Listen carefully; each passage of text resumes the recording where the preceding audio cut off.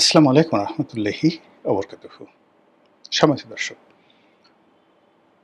২০২৬ সনের ডিসেম্বর মাসে শেখ হাসিনা ফিরবেন বলে তিনি রয়টার্স নামক যে বিশ্বের প্রধানতম সংবাদ সংস্থা রয়েছে, সেখানে ইন রিটেন লিখিতভাবে একটি সাক্ষাৎকার দিয়েছেন।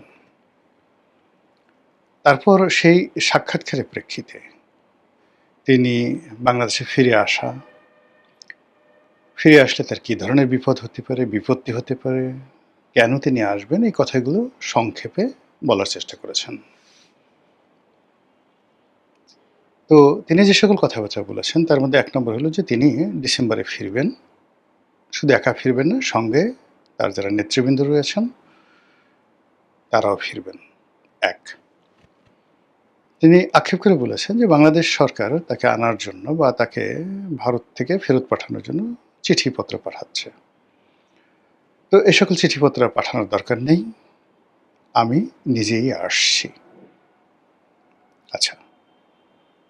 এর আগে তিনি যে কথাগুলো বলেছিলেন সেখান থেকে ১৮০ ডিগ্রি অ্যাঙ্গেলে সরে এসেছেন। তিনি এসে এইবার আত্মসমর্পণ করবেন, জেলে যাবেন এবং যে বিচারিক প্রক্রিয়া রয়েছে সেগুলো মোকাবেলা করবেন। তিনি নিজেকে সাবমিট করেছেন বা তার একটা পোলাইট সাবমিশন আমরা লক্ষ্য করলাম। তিনি যেটি বলার চেষ্টা করেছেন যে তার ভুলভ্রান্তি হয়েছে। দীর্ঘদিন ক্ষমতায় থাকলে একটি সরকার সচরাচর যে ভুলগুলো করে তাদেরও সেই ভুল স্বাভাবিক। তিনি সরাসরি ক্ষমা চাননি, কিন্তু এই যে নিজেকে সাবমিট করেছেন, তারপর তিনি দেশের মাটিতে মরতে চাচ্ছেন, দেশের বিচার ব্যবস্থার প্রতি আস্থা স্থাপন করে তিনি বিচার বিভাগের কাছে আত্মসমর্পণ করতে চাচ্ছেন। এই বিষয়গুলো নিয়ে মানে তার যারা প্রতিপক্ষ তারা শুধুমাত্র যে বদনামগুলো করার চেষ্টা করছে, আরে না, সে ফিরবে না। সেখানে সে রাজার হালে আছে। এ সকল কথাবার্তা বলেন উনি নিজেকে চাঙ্গা রাখার জন্য, দলের নেতাকর্মীকে চাঙ্গা রাখার জন্য, এবং তিনি যে এখনো বেঁচে আছেন। পৃথিবীতে তার যে অস্তিত্ব আছে এটি জানান দেওয়ার জন্য সে বিদেশে বসে সকল বলছে। ফলে বাংলাদেশে যারা বিএনপির লোকজন আছেন, এনসিপি জামাতের লোকজন আছেন, অপেক্ষাকৃত যারা তরুণ, তারা অনেকটা সিনেমাটিক কায়দায় বলার চেষ্টা করছেন আপা আর আসবে না। আপার দিকে তাকিয়ে কোনো লাভ হবে না। তারপরে অন্য সব বাংলা ভাষায় যে সকল গালাগাল ইদানিং তারা শুরু হয়েছে, যেভাবে সিডিআই দিয়ে বিভিন্ন কথাবার্তা বলে, ওভাবে শেখ হাসিনা এবং তার বংশজনকে নিয়ে নানা রকম সিডিআই তারা চালিয়ে যাচ্ছেন। কিন্তু এর বাইরে কি হচ্ছে?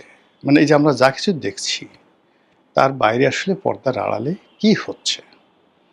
প্রথমত যে গুজবগুলো, যে সম্ভাবনাগুলো এবং যে কার্য এবং কারণগুলো মোটামুটি পলিটিক্যাল সায়েন্স অনুযায়ী আলোচনা করা যেতে পারে এবং লোকজন আলোচনা করছে। মানে আলোচনা করা যেতে পারে যেগুলো আলোচিত হয়নি সেগুলো, এবং যেগুলো আল্টিমেটলি লোকজন আলোচনা শুরু করে দিয়েছে সেই বিষয়গুলো খুব সংক্ষেপে বলার চেষ্টা করব, তারপর অন্য প্রসঙ্গে যাব। ১ নম্বর ভারতের প্রসঙ্গ। ভারত, কেউ বলছে সরকারকে একটা চাপে ফেলার জন্য শেখ হাসিনাকে ট্রাম্প কার্ড হিসেবে ব্যবহার করছে। কেউ বলার চেষ্টা করছে যে ভারত আর শেখ হাসিনাকে রাখতে চাচ্ছে না। তাদের কাছে মনে হচ্ছে শেখ হাসিনা দিল্লিতে আছে, এটা তাদের জন্য একটা লায়াবিলিটিস, এবং সেই লায়াবিলিটিসের কারণে তারা বাংলাদেশ সরকারের সঙ্গে সম্পর্ক স্থাপন করতে পারছেন না। আর সেই সম্পর্ক স্থাপন করতে না পারার কারণে ব্যবসা বাণিজ্য থেকে শুরু করে তাদের যে আন্তর্জাতিক কূটনীতি, সেই কূটনীতিতে তারা ভীষণ রকম বিপর্যস্ত হয়ে পড়ছেন। তারা আরও বলার চেষ্টা করছেন, এই গ্রুপটি, যে শেখ হাসিনা একরোখা প্রকৃতির মানুষ, সে কারো কথাবার্তা শুনছে না, ফলে তার দায় দায়িত্ব আর ভারত নেবে না। ফলে ভারত তাকে পুশিং করবে সীমান্ত দিয়ে, অথবা বন্দি বিনিময় যে আইন আছে সেই আইন অনুযায়ী তাকে গ্রেপ্তার দেখিয়ে বাংলাদেশ সরকারের কাছে প্রত্যর্পণ করবে। এটা হলো এক ধরনের আলোচনা। দ্বিতীয় যে আলোচনা, সে আলোচনাটা হলো ঠিক এটার বিপরীত। তাদের বক্তব্য হলো যে শেখ হাসিনা বাংলাদেশে আসতে চাচ্ছেন, এর কারণটা হলো ভারত চাচ্ছে শেখ হাসিনা বাংলাদেশে ফিরে আসুন। এবং আরও ভয়ঙ্কর এবং অসম্ভব রকম বিভিন্ন রকম প্রেডিকশন, কথাবার্তা, আলোচনা এই গ্রুপগুলো করে যাচ্ছে এবং তারা প্রায় সবাই পুরো আওয়ামী লীগের যারা লোকজন, এবং তারা মনে প্রাণে বিশ্বাস করেন, এখানে কোনো যুক্তি নাই, কোনো কিছু নাই, জাস্ট বিলিভ। তারা বিশ্বাস করেন যে শেখ হাসিনার কতগুলো অলৌকিক ক্ষমতা রয়েছে। তারা বিশ্বাস করেন শেখ হাসিনার সঙ্গে নরেন্দ্র মোদীর একটা অসাধারণ কূটনৈতিক সম্পর্ক রয়েছে, যেভাবে ব্রিটিশ প্রধানমন্ত্রী মার্গারেট থ্যাচার এবং আমেরিকান প্রেসিডেন্ট রোনাল্ড রিগানের সঙ্গে ছিল। তো এই কৌশলগত সম্পর্কটি নরেন্দ্র মোদী এগিয়ে নিতে যাচ্ছেন। কেবলমাত্র শেখ হাসিনাকে বাংলাদেশে প্রতিষ্ঠিত করার জন্য তিনি পশ্চিমবঙ্গে বিজেপির সরকার প্রতিষ্ঠিত করেছেন এবং অনেকটা দুর্নাম বদনামের ভাগিদার হয়ে মমতা ব্যানার্জিকে জলে স্থলে অন্তরিক্ষে নিঃশেষ করে দিয়েছেন এবং তার দলটি ভেঙে চুরে ছারখার করে দিয়েছেন। শেখ হাসিনা বাংলাদেশে যেমন জাসদ ভেঙেছিলেন, জাতীয় পার্টি ভেঙেছিলেন, বিএনপি ভাঙার চেষ্টা করেছেন, জামাত ভাঙার চেষ্টা করেছেন, একই প্রক্রিয়াতে নরেন্দ্র মোদী সাহেব পশ্চিমবঙ্গের সমস্ত রাজনৈতিক কালচার ভেঙে চুরে তিনি তার পছন্দের মানুষ শুভেন্দুকে এখানে বসিয়েছেন মূলত শেখ হাসিনা জিকে বাংলাদেশের রাজনীতিতে পুনর্বাসিত করার জন্য। এবং শুভেন্দু যেটা বলছেন যে আমরা শেখ হাসিনাকে বাংলাদেশে পাঠাবো এবং বাংলাদেশে তাকে কর্তৃপক্ষ স্যালুট দিয়ে, just like a prime minister, salute দিয়ে নিতে বাধ্য হবে। এই কথাগুলো পশ্চিমবঙ্গের মুখ্যমন্ত্রী বলেছেন। এটা চারটিখানি বিষয় নয়। একই অবস্থা ত্রিপুরাতে, একই অবস্থা আসামে, একই অবস্থা মণিপুরে এবং বিহারে। তো বোঝার চেষ্টা করুন যে শেখ হাসিনাকে নিয়ে তার যারা লোকজন, তাদের যে অতি উচ্চ আকাঙ্ক্ষা, সেই উচ্চ আকাঙ্ক্ষার সঙ্গে পারিপার্শ্বিক যে অবস্থা, সেই অবস্থা সব কিছু মিলিয়ে একটা চমৎকার চমৎকার রসগোল্লা, রাজনীতির চমচম, রাজনীতির রসগোল্লা তৈরি হয়ে গেছে এবং যে যার মতো করে গপ গপ গপ গপ করে খাচ্ছে। শেখ হাসিনার বিরোধী যারা প্রতিপক্ষ, তারাও রসগোল্লা বানিয়েছে। আহাহা, আওয়ামী লীগ নেই, শেখ হাসিনা নেই, কাজে আগামী 20 বছর, 30 বছর, 40 বছর আমরা নিশ্চিন্তে নির্ভাবনায় চোখ বুজে ক্ষমতায় থাকতে পারবো, এক ধরনের রসগোল্লা। আর আওয়ামী লীগের যারা লোকজন, আপা আজ আসবে, কাল আসবে, পরশু আসবে এবং আসবেই আপা আসলে সব কিছু এলোমেলো হয়ে যাবে। আকাশের যে সূর্য যদি জামাত নেতা শাহজাহান চৌধুরীকে ছায়া দিতে পারেন, শেখ হাসিনা দোষটা করছে কি বলেন তো? জামাত নেতার কথায় যদি সূর্য থেমে যায়, তাহলে শেখ হাসিনার কথায় কেন থামবে না? শাহজাহান চৌধুরীর কথায় কয়জন মানুষ চলে, কিন্তু শেখ হাসিনার কথায় যদি 40 জন লোকের মধ্যে একজন করে অলি আল্লাহ থাকে, প্রতি 40 জন, আমরা বলি না 40 জনের মধ্যে একজন অলি আল্লাহ থাকে, তো শেখ হাসিনার 6 কোটি কর্মী সমর্থক, আওয়ামী লীগ করার লোকজন, তাদের মধ্যে যদি 40 জনে একজন অলি আল্লাহ থাকে, তাহলে আওয়ামী লীগে কতজন অলি আল্লাহ আছে? আর সেই অলি আল্লাহদের সর্দার হিসাবে, নেতা হিসাবে, পীর হিসাবে, তাহলে আপনি শেখ হাসিনাকে কি বলবেন? হজরতুল আল্লাম।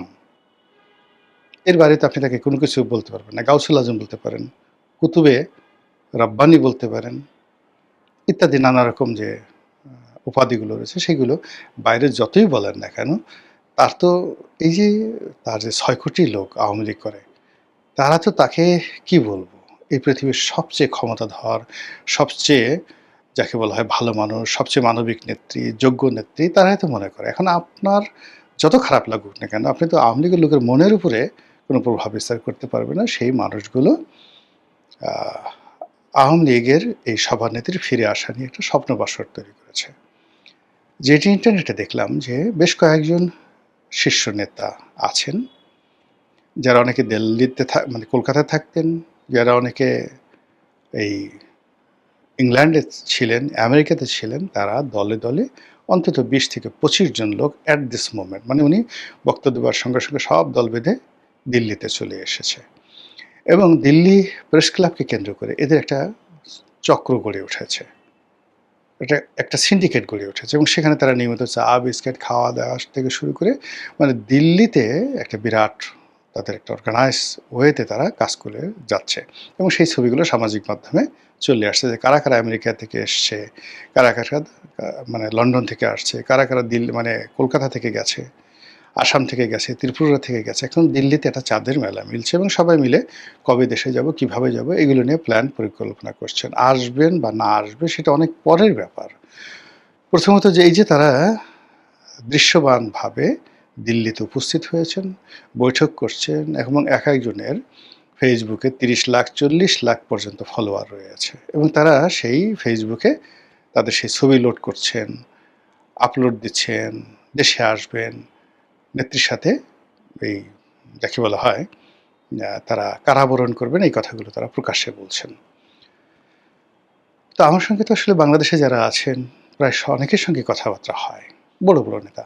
তো আমি দীর্ঘদিন ধরে অনেকেই জিজ্ঞাসা করি যে দেশের যে অবস্থা, আওয়ামী লীগের যে অবস্থা, আগামীতে আপনারা যদি আপনাকে দায়িত্ব দেওয়া হয়, আপনি কি আওয়ামী লীগ করবেন বা আপনি কি দলের কোনো গুরুত্বপূর্ণ দায়িত্বে যাবেন, আওয়ামী লীগ অফিস খোলার ঝুঁকি নেবেন?